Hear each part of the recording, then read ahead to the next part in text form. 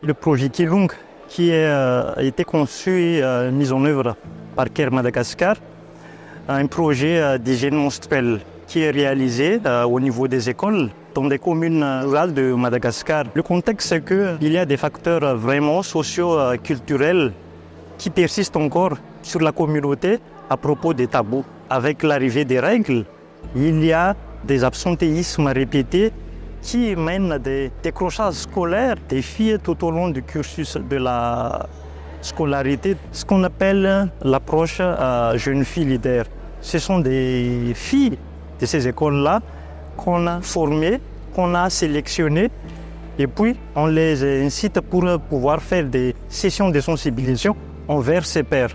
On parle aussi d'autres sujets sur l'eau, l'assainissement, l'hygiène. L'évaluation d'impact est très importante afin de connaître le réel impact du projet par rapport aux bénéficiaires, qui n'est d'autre que les filles.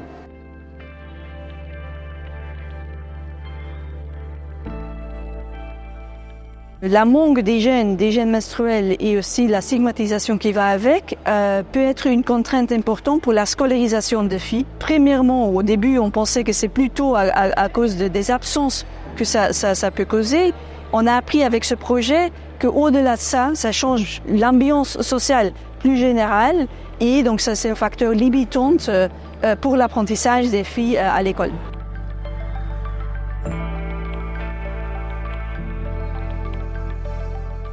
Ces résultats-là, ils ont permis de changer les a priori. On pensait on comprenait un peu les contraintes. On pensait aussi que ce type de programme pour l'apprentissage, ça ne suffit pas.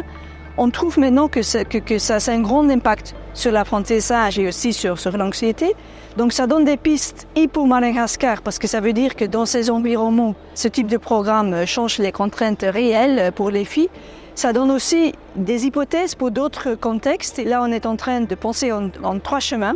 Premièrement, de faire une deuxième expérimentation pour évaluer le coût-efficacité et notamment des différentes composantes du projet. Est-ce qu'il faut vraiment le paquet entier ou est-ce qu'on peut mieux identifier quelles sont les composantes clés? On est en discussion avec le ministère de l'Éducation pour une mise à échelle à niveau national au CG. Et puis, vu qu'on a changé un peu les a priori de ce qu'on pensait était important pour l'apprentissage des filles, mais aussi pour l'hygiène menstruelle, est-ce qu'on trouve des effets similaires dans d'autres contextes en Afrique ou ailleurs? C'est vraiment une grande surprise pour l'équipe du projet, surtout pour CARE Madagascar. On aimerait bien poursuivre le projet tout en restant sur les approches et surtout sur l'innovation. Les résultats, pour nous, c'est un outil pour convaincre la politique publique, l'État, les ministères de répliquer les résultats ou les approches du projet pour pouvoir améliorer la qualité de l'éducation dans le sens de la mise à l'échelle, c'est-à-dire au niveau national.